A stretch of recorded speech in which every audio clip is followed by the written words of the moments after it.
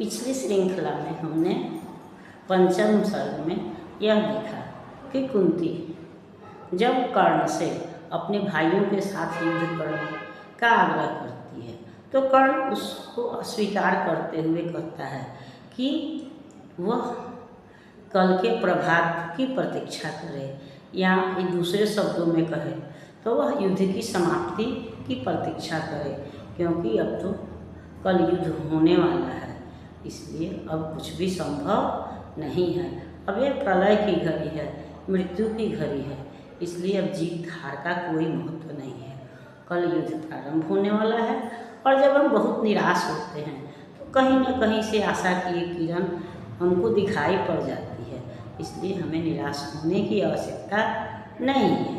ऐसा कहते हुए कर्ण जो है वह कुंती के चरण छू लेता है और वह अपने शिविर की ओर प्रस्थान करता है, और कुंती को भी कर्ण की बातें तर्कसंगत जान पड़ती हैं, इसलिए वह भी कुछ नहीं कहती है और पुत्र का मस्तक चूम करके वह उससे विदा लेती है। इसके बाद से महाभारत का युद्ध प्रारंभ होता है और 10 दिनों तक यह युद्ध भीष्म पितामह के सेनापतित्व में चलता है, और जब तक भीष्म पितामह सेनापति हैं तब तक कर्ण युद्ध नहीं करता है। इसके 2 कारण हैं। एक कारण तो है कि भीष्म पितामह कर्ण को अधिरथी बोले थे, या दूसरे शब्दों में हम यह कहें तो भीष्म पितामह नहीं चाहते थे। वह जानते थे कि कर्ण जो है वह महान योद्धा है, तो वह नहीं चाहते थे कि कर्ण युद्ध करे या अर्जुन के हाथों मारा जाए। वह यह भी जानते थे कि कर्ण जो है वह कुंती का पुत्र है, उसके साथ ही साथ उसको वीर योद्धा भी मानते थे। तो इन सब कारणों से वह कर्ण को युद्ध से दूर रखना चाहते थे, इसलिए वह अपने शब्दों से उसको हतोत्साहित करते रहते थे ताकि वह युद्ध में शामिल नहीं हो। और यही कारण है कि जब तक भीष्म पितामह सेनापति रहे तब तक कर्ण ने युद्ध नहीं किया। लेकिन जब 10 दिन के बाद भीष्म पितामह घायल होकर के गिर पड़े, तब उसके बाद से कर्ण ने द्रोणाचार्य के नेतृत्व में युद्ध प्रारंभ किया। लेकिन युद्ध प्रारंभ करने से पहले वह भीष्म पितामह के पास उस समय की प्रचलित परंपरा के अनुसार या अपनी भावनाओं के से वशीभूत वह भीष्म पितामह से युद्ध की आज्ञा लेने या उनसे आशीर्वाद लेने के लिए आता है। भीष्म पितामह का गिरना दोनों ही पक्षों को, ये चाहे पांडव हों और कौरव हों, दोनों को ही दुखी करता है। दोनों समान रूप से दुखी होते हैं। भीष्म पितामह का गिरना ऐसे लगता है जैसे किसी पहाड़ की ऊंची चोटी, ऊंचा शिखर, या फिर स्वयं सूर्य ही गिर पड़ा हो। इस तरह से सूर्य के गिरने पर जैसे अंधेरा होता है या हाहाकार होता है, दुख होता है, वही स्थिति भीष्म पितामह के गिरने के बाद से दोनों ही सेना में छा जाती है। भीष्म पितामह की मृत्यु तो नहीं होती है, लेकिन वह सड़सैया पर आ जाते हैं, युद्ध से अलग हो जाते हैं, या दूसरे शब्दों में कहें तो उनकी मृत्यु निश्चित हो जाती है। और ऐसी स्थिति में दोनों ही पक्षों के लोग दुखी होते हैं, क्योंकि भीष्म पितामह दोनों ही पक्षों के पितामह थे और दोनों ही पक्षों के लिए उतना ही प्रिय थे, उतना ही आदरणीय थे। तो हम इस पर विचार करें कि भीष्म पितामह का गिरना किस तरह से दोनों ही पक्षों को दुखी करता है। गिरिका उदग्र गौराधार, गिर जाए सिंह ज्यों महाकार, अथवा सुना कर आसमान, ज्यों गिरे टूट रवि भासमान, कौरव दल का पर तेज हरण, त्यों गिरे भीष्म आलोक वरण। कुरुकुल का दीपिक ताज गिरा, थक्कर बूढ़ा अब बाज गिरा, भूलुंठित पितामह को विलोक, छा गया समर में महाशोक। कुरुपति ही धैर्य न खोता था, अर्जुन का मन भी रोता था, रोध होकर तेज नया दमका, दूसरा सूर्य सिर पर चमका। करई तेज दुर्जे उठा, रण करने को राधेय उठा। सबके रक्षक गुरु आर्य हुए, सेना नायक आचार्य हुए।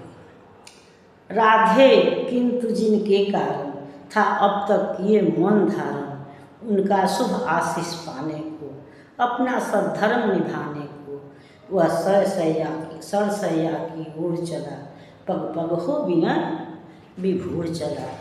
छू भीष्मदेव के चरण युगल, बोला वाणी राधेय सरल, हे तात आपका प्रोत्साहन पा सका नहीं जो लांछित जन। यह वही सामने आया है, उपहार अश्रु का लाया है।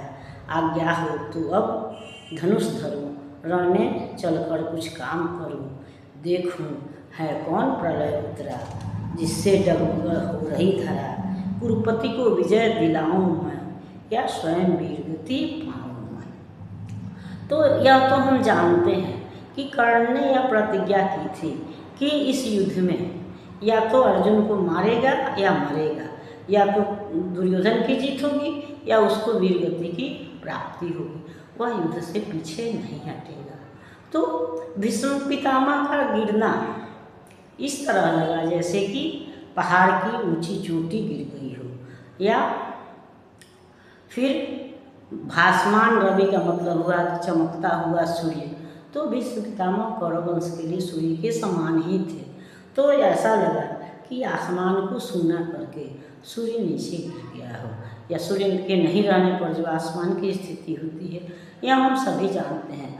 तो जो सूर्य के नहीं रहने पर जिस तरह आसमान अंधकारमय हो जाता है, उसी तरह भीष्म पितामह के गिरने पर दोनों ही पक्ष में अंधकार छा गया, शोक छा गया, दुख छा गया।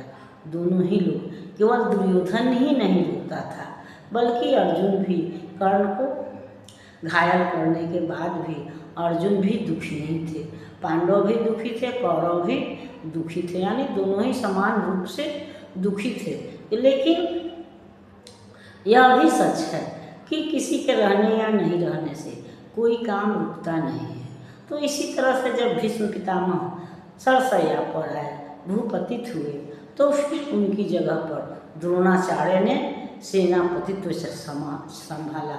सेना का कमान जो है वह द्रोणाचार्य ने संभाला, और उनके सेनापतित्व में कर्ण जो है वह युद्ध करने के लिए खड़ा हुआ, युद्ध करने को तैयार हुआ। लेकिन उससे पूर्व, युद्ध में जाने से पूर्व, उस प्रचलित परंपरा के अनुसार या अपनी विनम्रता सिद्ध करने के लिए वह भीष्म पितामह के पास पहुंचा, उनके चरण छू करके उनसे वह आशीर्वाद मांगा, और यह बोला कि वह व्यक्ति जो कभी भी आपका आशीर्वाद नहीं पा सका, आपका समर्थन नहीं पा सका, आज वही आपके सामने खड़ा है। वह आपसे लाया तो आंसुओं का उपहार है, क्योंकि आपके घायल होने से वह भी दुखी है, लेकिन इसके साथ ही साथ वह आपसे युद्ध करने की आज्ञा भी मांग रहा है, क्योंकि 10 दिनों तक तो आपने युद्ध करने की आज्ञा नहीं दी है। लेकिन जब आप नहीं हैं, आप युद्ध करने के योग्य नहीं हैं, तब मुझे युद्ध करने की आज्ञा दीजिए कि मैं भी कुछ कला दिखा सकूं, देखूं कि युद्ध की स्थिति क्या है, या युद्ध का कमान युद्ध को संभालो, या फिर कुरुपति को, दुर्योधन को जीत दिलाऊं, या स्वयं वीर गति पाऊं। मैं युद्ध में कुछ अपनी भी कला दिखाऊं, अपनी भी वीरता दिखाऊं, यह ऐसा आशीर्वाद मुझको दीजिए। ऐसा भीष्म का चरण छूते हुए कर्ण ने कहा, और भीष्म ने उसको हाथ बढ़ा करके उससे गले लगाया, या फिर तब उन्होंने इस रहस्य का उद्घाटन किया कि मैं क्यों तुमको युद्ध से रोकता था, क्योंकि मैं जानता था कि तुम अर्जुन के समान ही महारथी हो, और मैं यह भी जानता था कि उस युद्ध में लाखों वीर गति को प्राप्त हो जाएंगे, और यह धरती जो है वह वीरों से शून्य हो जाएगी। तो मैं नहीं चाहता था कि तुम इस युद्ध में वीर गति को प्राप्त करो, इसलिए मैंने तुमको इस युद्ध से अलग रखना चाहा। नहीं तो मैं भले प्रत्यक्ष में तुम्हारी भर्त्सना कर तुम्हारी आलोचना करता था, लेकिन वास्तव में सही अर्थों में कहा जाए तो मैं तुम्हारा प्रशंसक ही था। इसलिए उचित तो यह होगा कि तुम इस युद्ध को रोको, लेकिन अगर संभव नहीं है तो फिर तुम अपनी युद्ध की कला दिखाओ। ऐसा कहते हुए भीष्म पितामह कर्ण को आशीर्वाद देते हैं या और अपनी आंखें बंद करते हैं। इस पर हम अगली श्रृंखला में विचार करेंगे। तब तक यह श्रृंखला आपको पसंद आती है तो इसको लाइक कीजिए, सब्सक्राइब कीजिए। मिलते हैं अगली श्रृंखला में, तब तक के लिए